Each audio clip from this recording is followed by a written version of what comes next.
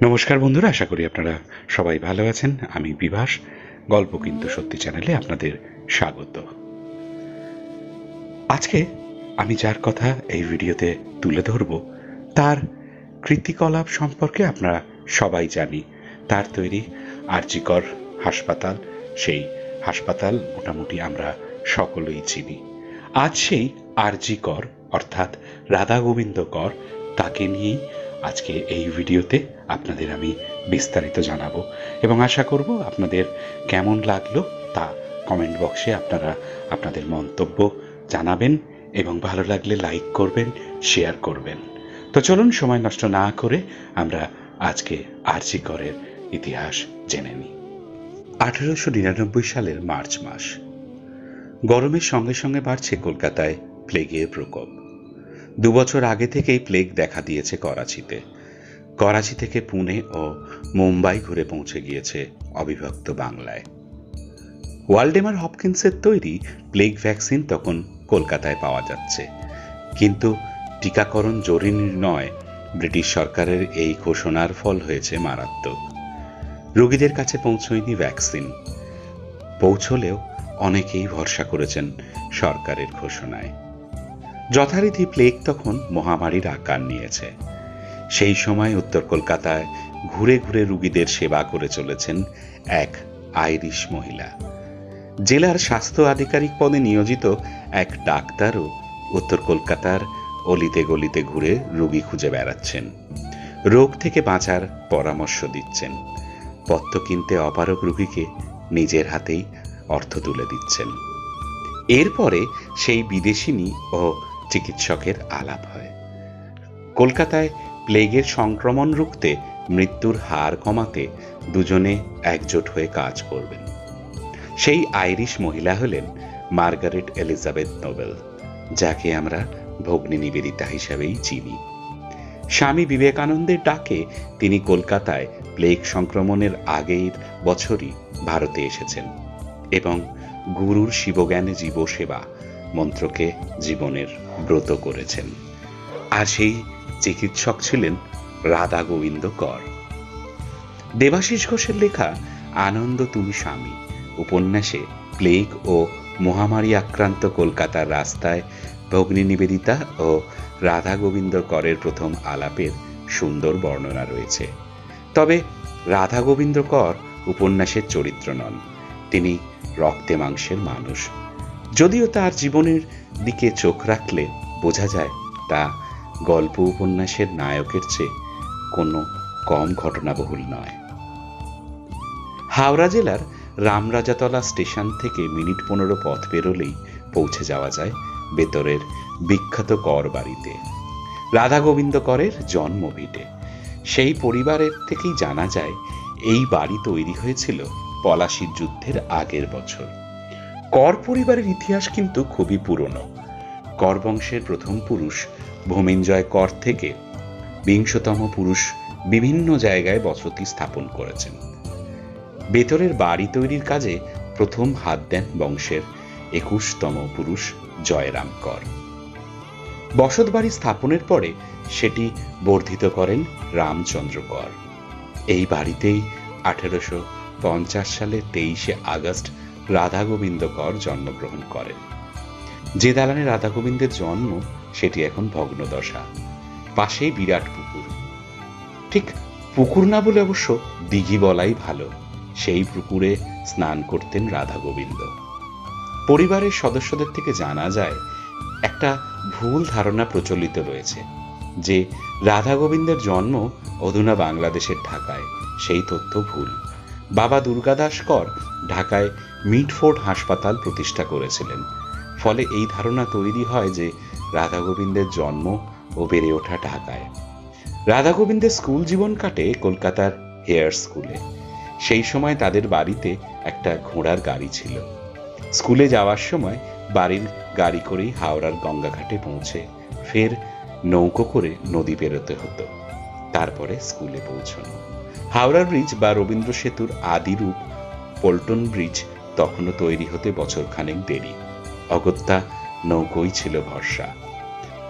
রাধা গোবিন্দ যখন ডাক্তারি পড়া শুরু করেন পঠন পাঠনের সুবিধের জন্য উত্তর কলকাতার শ্যামবাজারে একটি বাড়ি তৈরি করেন দুর্গা দাস।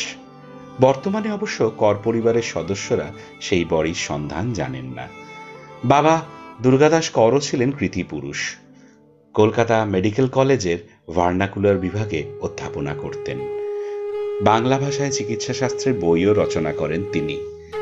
ভবিষ্যতে বাংলা ভাষায় চিকিৎসাবিদ্যা চর্চার দেশীয় ভাষার গুরুত্বে জোর দেওয়ার প্রেরণা রাধাগোবিন্দ কোথা থেকে পেয়েছিলেন তা বুঝে নিতে অসুবিধে হয় না।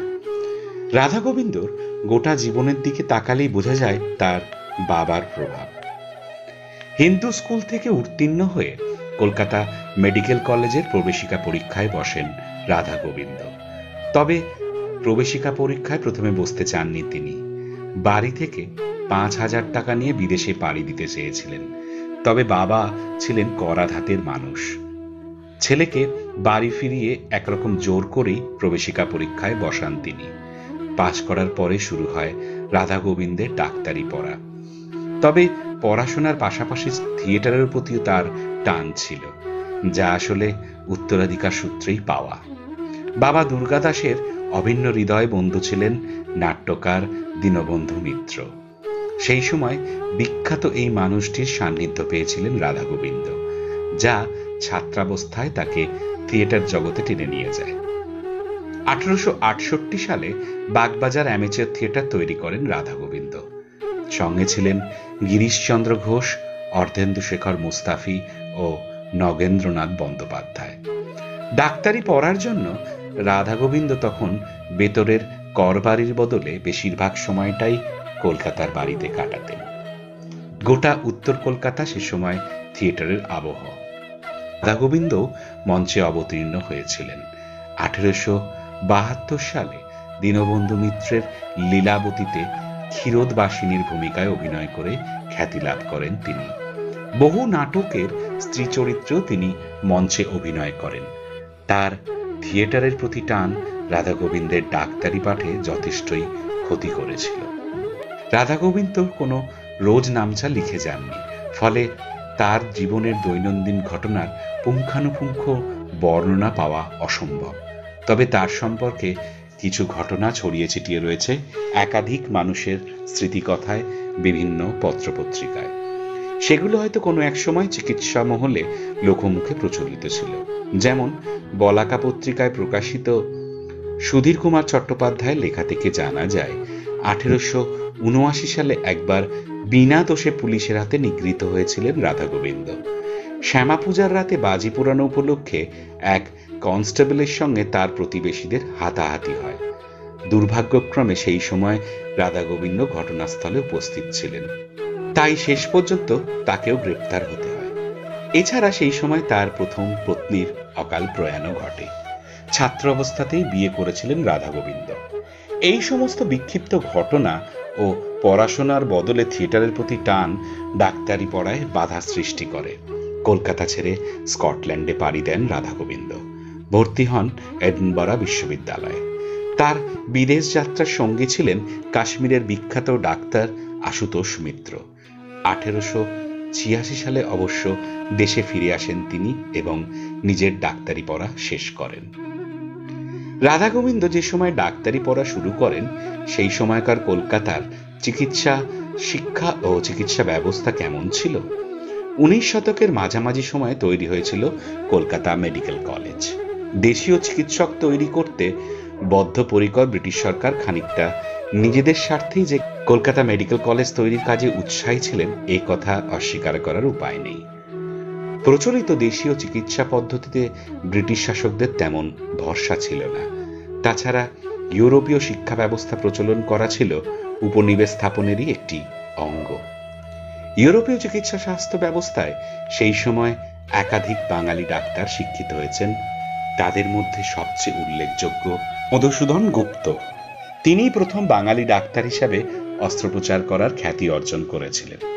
রাধাগোবিন্দর সেই খ্যাতি ছিল না, কিন্তু সারা জীবন তিনি চিকিৎসা ক্ষেত্রে যে অবদান রেখে গেছেন তাতে মধুসূদন গুপ্তের পরেই শ্রেষ্ঠ বাঙালি চিকিৎসকের আসনে তাকে বসাতেই হবে। কেন?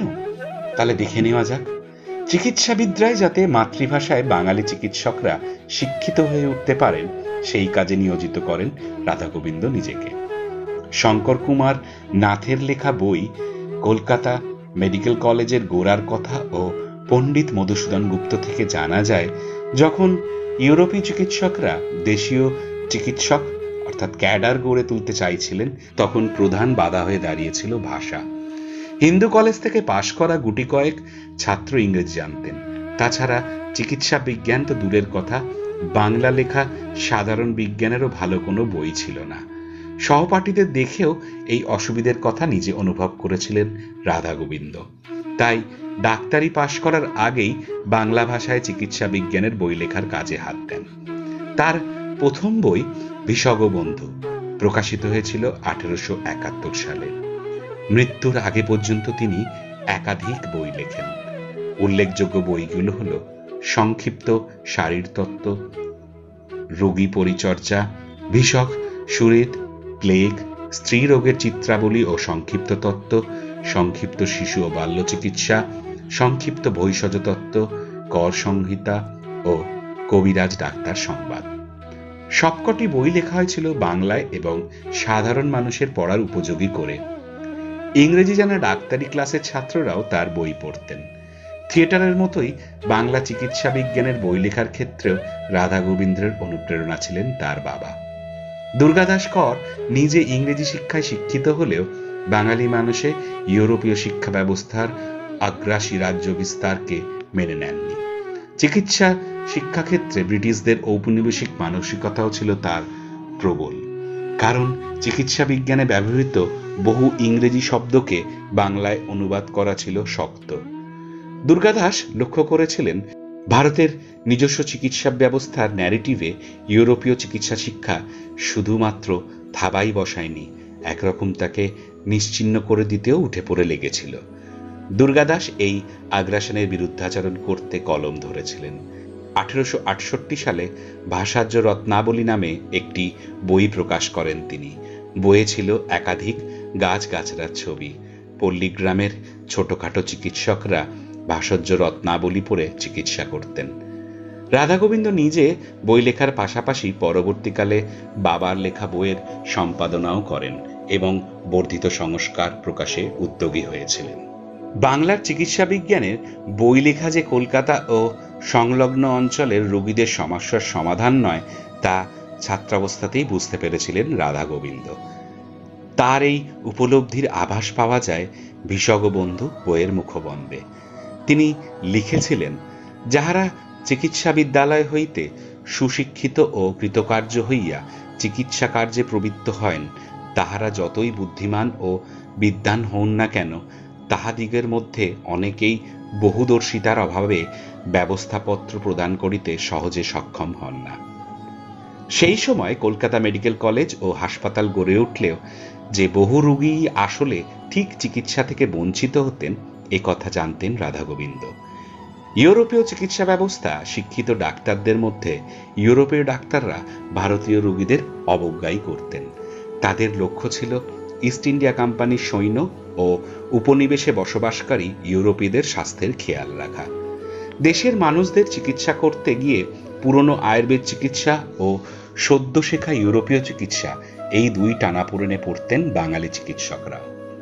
রাধাগোবিন্দ কর বুঝেছিলেন যে দেশের মানুষের চিকিৎসার জন্য তাই শুধু নির্দেশিকা, পুস্তিকা বা বই প্রকাশই যথেষ্ট নয়, বরং প্রয়োজন গোটা একটি পৃথক মেডিকেল কলেজ ও হাসপাতালের।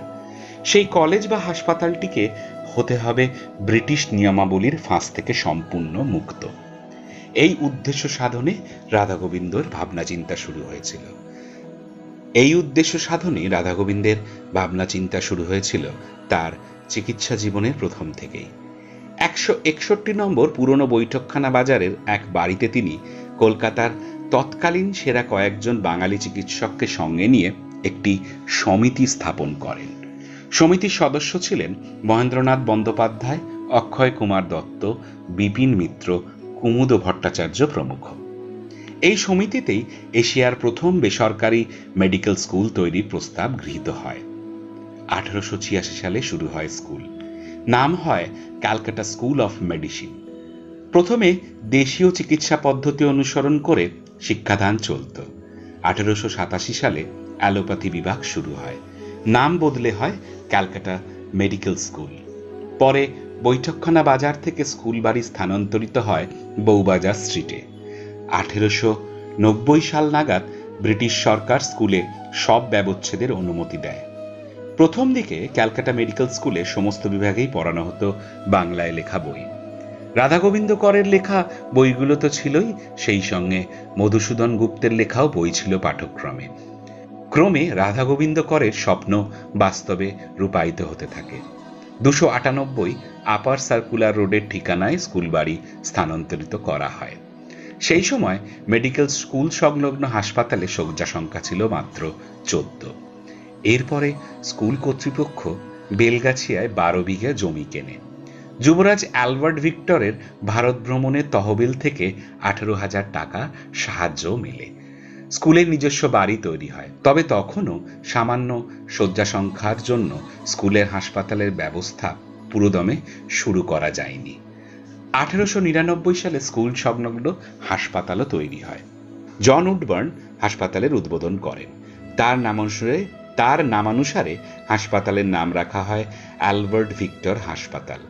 হাসপাতালের ডিসপেন্সারি গড়ে তোলার টাকা দেন বাবু মানিকলাল শীল। রাধা গোবিন্দ করের প্রথম বেসরকারি মেডিকেল স্কুল স্থাপনের কয়েক বছর পরে আরও একটি বেসরকারি শিক্ষা প্রতিষ্ঠান তৈরি হয়, college of physicians and surgeon of Bengal. 1895 সালে তৈরি এই শিক্ষা প্রতিষ্ঠান 1904 সালে রাধা গোবিন্দ করের তৈরি প্রতিষ্ঠানের সঙ্গে যুক্ত হয়। এই যৌথ প্রতিষ্ঠানটিকে কলকাতা বিশ্ববিদ্যালয়ের অনুমোদিত শিক্ষা প্রতিষ্ঠান রূপে গড়ে তোলার প্রস্তাব পাশ হয় 1914 সালের ডিসেম্বর মাসে। এভাবেই বহু উত্থান পতন পেরিয়ে রাধা গোবিন্দ করের ছোট্ট চারাগাছটি মহিরু হয়ে ওঠে। দেশ স্বাধীন হওয়ার পরের বছরই ক্যালকাটা মেডিকেল স্কুল একাধিক ঠিকানা বদল ও নাম বদলের পরে রাধা গোবিন্দের নামে নামাঙ্কিত হয়। মেডিকেল এডুকেশন সোসাইটি অফ বেঙ্গলের সাধারণ সভায় গৃহীত প্রস্তাব অনুযায়ী নাম রাখা হয় আর.জি. কর মেডিকেল কলেজ ও হাসপাতাল, যদিও নিজের নামাঙ্কিত হাসপাতাল রাধা গোবিন্দ কর দেখে যেতে পারেননি। দেশের মানুষের চিকিৎসা ব্যবস্থার পথ সুগম করতে রাধা গোবিন্দ করের লড়াইয়ে প্রথমে বাঙালি সমাজের সমর্থন কিন্তু তিনি পাননি। এমনকি ঈশ্বরচন্দ্র বন্দ্যোপাধ্যায় অর্থাৎ আমাদের বিদ্যাসাগর তাকে নিরুৎসাহ করেছিলেন। বিদ্যাসাগরের বক্তব্য ছিল সাধারণ স্কুল স্থাপন করা আর মেডিকেল স্কুল স্থাপন করার মধ্যে বিস্তর ফারাক। তবে রাধা গোবিন্দ অবশ্য হাল ছাড়েননি। চিকিৎসা বিজ্ঞানের কারিগরি দিক, বই লেখা, রোগী দেখার কাজে যেমন তিনি অক্লান্ত পরিশ্রম করে গিয়েছেন, তেমনি স্কুল স্থাপনের অর্থ সংগ্রহের জন্য চেষ্টার ত্রুটি রাখেননি। চিকিৎসক রিতম জোয়ারদারের লেখা প্রবন্ধ doctor Radha Gobinda Kar, a philanthropist and pioneer in medical education, প্রবন্ধ থেকে জানা যায় হাসপাতাল তৈরির অর্থ সংগ্রহের জন্য ডাক্তার বন্ধু শৈলেন গুপ্তকে সঙ্গে নিয়ে বিভিন্ন অনুষ্ঠান বাড়ি, ধনী পরিবারের বিয়ে বাড়ির বাইরে দাঁড়িয়ে থাকতেন রাধা গোবিন্দ। শত অপমান সহ্য করেও নিরহংকার মানুষটি হাসপাতাল তৈরির স্বপ্ন সার্থক করার জন্য নির্দ্বিধায় অর্থ সাহায্য চাইতেন। শুধু তাই নয়, চিকিৎসক হিসাবে সোপার্জিত অর্থের সমস্তটাই দান করে গিয়েছিলেন মেডিকেল স্কুল ও হাসপাতাল স্থাপনে। অরুণ কুমার চক্রবর্তীর চিকিৎসা বিজ্ঞানে বাঙালি বইটি থেকে জানা যায় মৃত্যুর সময় রাধা গোবিন্দ করের নিজস্ব সম্পত্তি বলতে কিছুই ছিল না, শুধু ছিল বেলগাছিয়ায় গড়ে তোলা একটি বাড়ি। সেই বাড়িটিও উইল করে দান করে যান মেডিকেল কলেজকে। উইলের শর্ত ছিল তার মৃত্যুর পরে জীবিত অবস্থায় বাড়িটির মালিকানা ভোগ করবেন তার দ্বিতীয় স্ত্রী, তারপরে বাবা দুর্গাদাসের নামে স্থাপিত হবে দুর্গাদাস আরোগ্য নিকেতন। প্লেগের মতন মারণ রোগের মোকাবিলায় নিজের জীবন বিপন্ন করে ঝাঁপিয়ে পড়া, মাতৃভাষায় চিকিৎসা বিজ্ঞানের বই লেখা ও সম্পাদনা, শত বাধা পেরিয়েও এশিয়ার প্রথম বেসরকারি মেডিকেল স্কুল স্থাপন, এ সমস্তই ছিল রাধা গোবিন্দ করের দেশ ও দেশবাসীর প্রতি ভালোবাসা ও দায়িত্ববোধের পরিচায়ক। তিনি অসম্ভব ভালো সংস্কৃত জানতেন, সেই জ্ঞান কাজে লাগিয়েছিল দেশীয় প্রাচীন চিকিৎসা পদ্ধতি পাঠে। কাজে লেগেছিল বেঙ্গল কেমিক্যাল অ্যান্ড ফার্মাসিউটিক্যালসের হয়ে ওষুধ তৈরিতেও। আচার্য প্রফুল্লচন্দ্র রায়ের আত্মজীবনী life and experiences of a Bengal chemist থেকে জানা যায়, দেশের প্রথম ফার্মাসিউটিক্যাল সংস্থা তৈরির সময় রাধা গোবিন্দ করের অকুণ্ঠ অর্থকরী সাহায্য ও উৎপাদনগত পরামর্শের কথা। তিনি বুঝিয়েছিলেন, দেশের মানুষের চিকিৎসার খামতি ঢাকতে হাসপাতাল গড়ে তোলা, চিকিৎসক তৈরি করা, মেডিকেল স্কুল স্থাপন ও বই লেখা যথেষ্ট নয়। পাশাপাশি রুগীকে যাতে চড়া দাম দিয়ে বিদেশি ওষুধ কিনতে না হয় সেদিকেও ছিল তার কড়া নজর। তাই দেশীয় পদ্ধতিতে ওষুধ তৈরির কাজেও উল্লেখযোগ্য ভূমিকা নিয়েছিলেন রাধা গোবিন্দ। তার সমস্ত কীর্তির কথা মাথায় রেখে তাই কথা বলাই যায়, রাধা গোবিন্দ কর ছিলেন 19 শতকের বাংলার প্রকৃত রেনেসাঁ পুরুষ।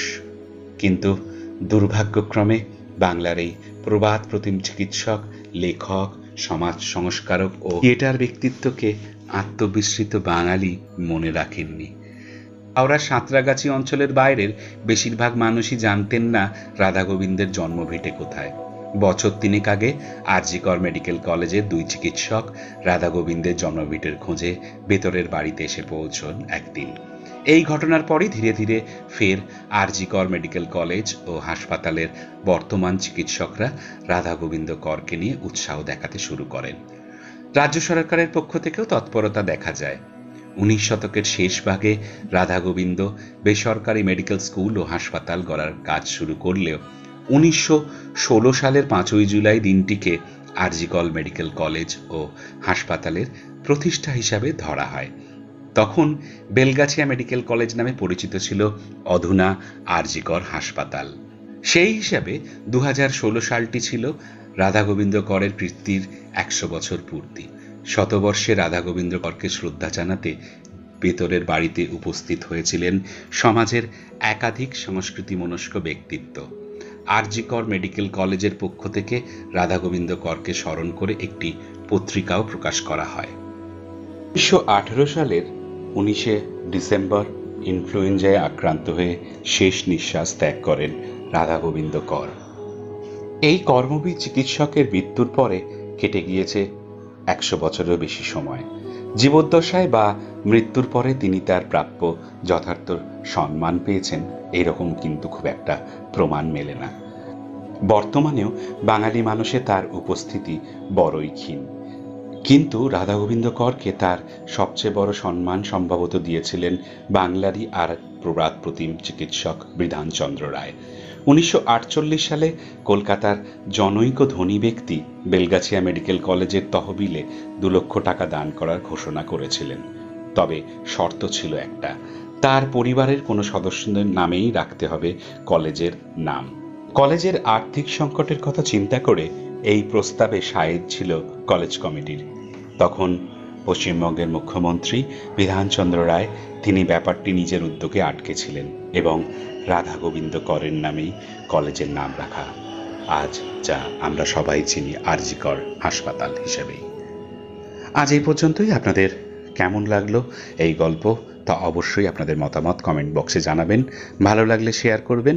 আর যারা এখনো পর্যন্ত এই চ্যানেলটিকে সাবস্ক্রাইব করেননি তারা অবিলম্বে চ্যানেলটিকে সাবস্ক্রাইব করে বেল আইকন টিপে দিন, যাতে আমরা নিয়মিত রাত 8টার সময় এই রকম অজানা সত্যি গল্পের ভিডিও আপলোড করলেই তার নোটিফিকেশন আপনারা পেয়ে যান। তো আবার আপনাদের সামনে আমি আগামী সোমবার দিন রাত 8টার সময় আরও একটি নতুন গল্প নিয়ে হাজির হব। ততক্ষণ সবাই খুব ভালো থাকবেন।